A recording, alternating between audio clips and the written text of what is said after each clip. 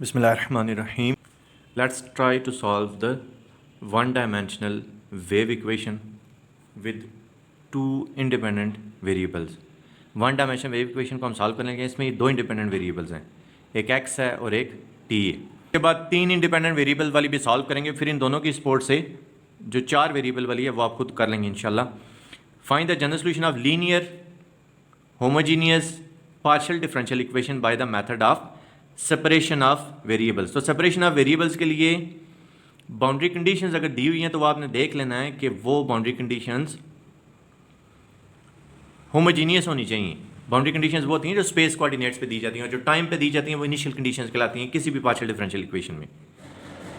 Domain भी bounded हो और पीडी जो खुद है वो होमोजीनियस भी होनी चाहिए। अब देखें, अगर हम यहाँ पे u की जगह 0 पुट करें तो left hand side is equal to right hand side आ जाती है। इसका मतलब है कि ये पार्शियल डिफरेंशियल इक्वेशन होमोजीनियस है और लीनियर भी होनी चाहिए, नॉन लीनियर ना हो। अब यहाँ पे जैसे ये c मल्टीप्लाई हुआ कांस्टेंट, नो प्रॉब्लम, लेकिन अगर यहाँ पे u मल्टीप्लाई हुआ तो फिर ये लीनियर नहीं रहेगी बल्कि ये नॉन लीनियर हो जाएगी।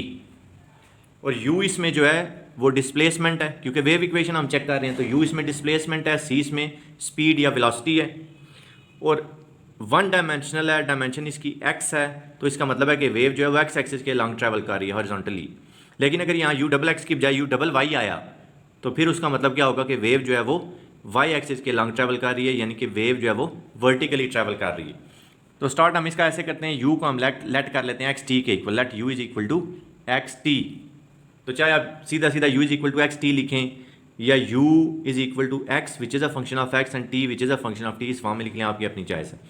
ये जो हमने लेट किया u is equal to xt, इसको हम इक्वेशन नंबर 1 में पुट कर देंगे तो हमारे पास आ जाएगा करली 2 by curly x square of xt minus 1 over c square curly 2 by curly t square of xt is equal to 0। अब क्योंकि यहाँ पे हम with respect to x differentiate कर रहे हैं तो t इसमें कांस्टेंट है, बाहर आ जाएगा। इसमें क्योंकि with respect to t differentiate कर रहे हैं और x कांस्टेंट है तो ज़ाहिर x बाहर आ जाएगा।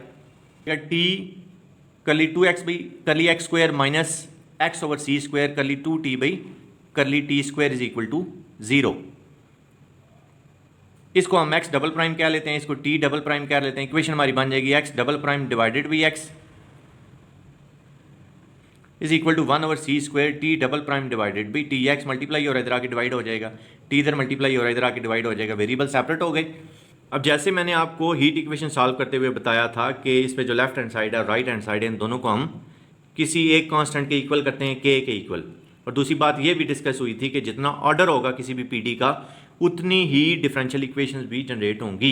अब ये जो हम कर रहे हैं क्योंकि सेकंड ऑर्डर है, u डबल एक्स मीन्स ये सेकंड ऑर्डर है, तो इसमें दो ऑर्डिनरी पार्शियल डिफरेंशियल इक्वेशंस भी आनी चाहिए थी जो कि आ चुकी हैं।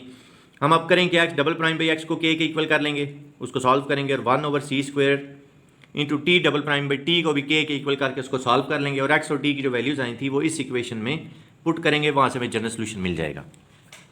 x double prime by x is equal to k और x double prime is equal to K x, x double prime minus K x is equal to 0,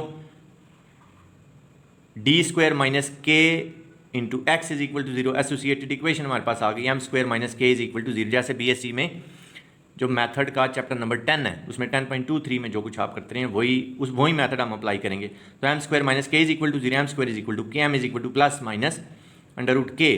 उसमें जिस तरह हम रूट्स लिखते थे उसी तरह लिखने लगे, X is equal to c1 E raise to power m1x और m हमारे पास क्या है प्लस अंडर रूट के, plus c2 E raise to power m2x और m2 हमारे पास क्या है माइनस अंडर रूट के, यानी कि x हमारे पास आ गया c1 E raise to power under root K x plus c2 E raise to power minus under root K x.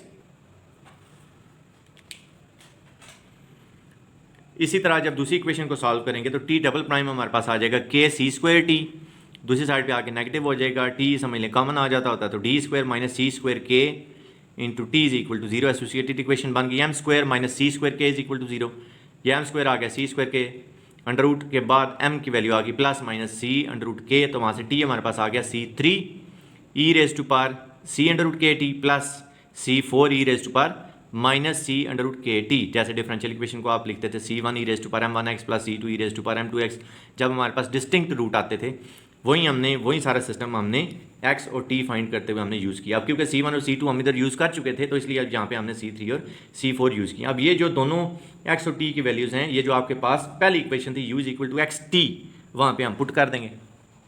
u is equal to x T, x की value ये put होगी C1 e raise to power under root K x plus C2 e raise to power minus under root K x into C3 e raise to power C under root K T plus C4 e raise to power minus C under root K T. इसको multiply करा लेंगे और इसकी थोड़ी सी simplification करेंगे, वहीं आपका general solution set होगा।